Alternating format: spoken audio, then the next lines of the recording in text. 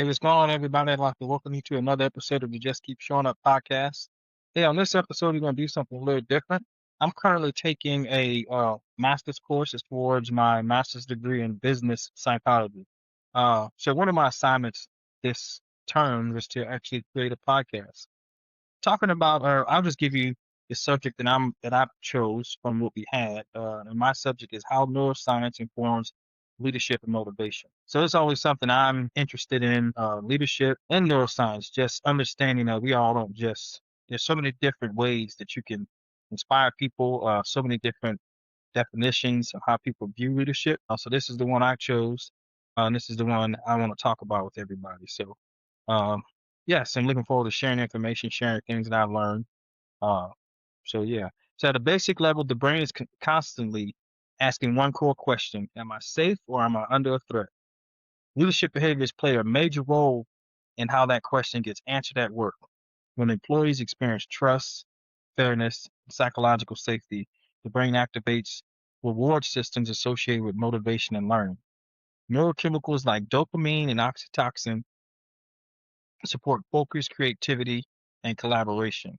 But on the other hand, and we all know there's always another hand, leadership styles that rely on fear, unpredictability, or excessive control can trigger the brain's threat response.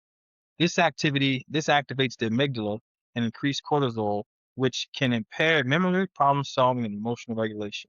This means leadership is not just relational, it's neurological. The way leaders communicate, give feedback, and handle stress has a direct impact on how effective people can perform. One psychological theory that strongly connects to neuroscience is emotional intelligence. Neuroscience shows that emotions are not separate from thinking.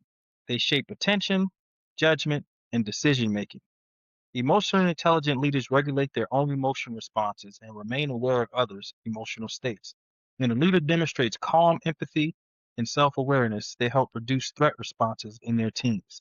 This creates conditions where motivation and trust can grow. In other words, emotional intelligence works because it aligns with how the brain processes social interactions.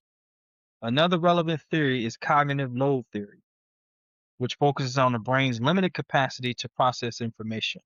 From a leadership perspective, excessive urgency, unclear expectations, or constant multitasking increase cognitive load. When the brain is overloaded, learning decreases and error increases. Brain-based leadership emphasizes clarity, prioritization, and pacing.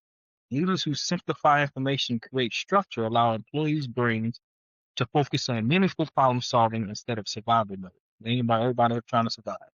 A clear example of neuroscience is action is how organizations approach learning and leadership development. Many companies now design training programs around neuroplasticity, the brain's ability to change through repeat experience instead of relying on long, one-time training sessions. Organizations use shorter learning modules, repetition, feedback, and real-world practice. Leadership coaching programs often include regular reflection and feedback loops. Over time, these repeated experiences strengthen neural pathways, making leadership behaviors more automatic and sustainable. This approach contrasts with traditional training models that assume learning happens immediately. Neuroscience shows that a lasting change requires consistency and reinforcement. Brain-based leadership offers several benefits. It improves motivation, supports learning, and encourages psychological safe environments. It also helps leaders align their behavior with how the people actually function under stress and pressure. However, there are important limitations. Neuroscience concepts can be oversimplified or misapplied. Not every leadership challenge can be explained by the brain function alone. Organizational culture, systems, and power dynamics still matter. There is also an ethical consideration. Using neuroscience to influence motivation must be transparent and respectful. Manipulating behavior without trust can undermine leadership credibility. So, in conclusion, neuroscience provides valuable insight into leadership and motivation by explaining what happens beneath the surface of behavior. When leaders understand how the brain responds to stress, reward, and learning, they can create environments that support performance and well-being.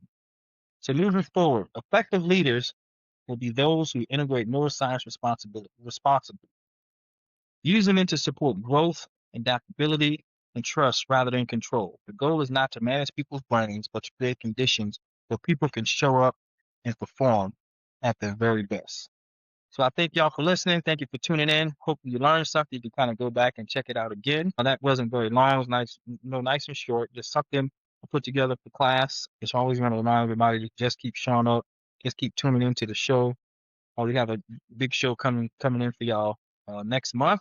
Looking forward to sharing the guests. We had an opportunity to sit down already. Just looking forward to sharing this person's story. So thank you again for checking out the show. Until next time, peace.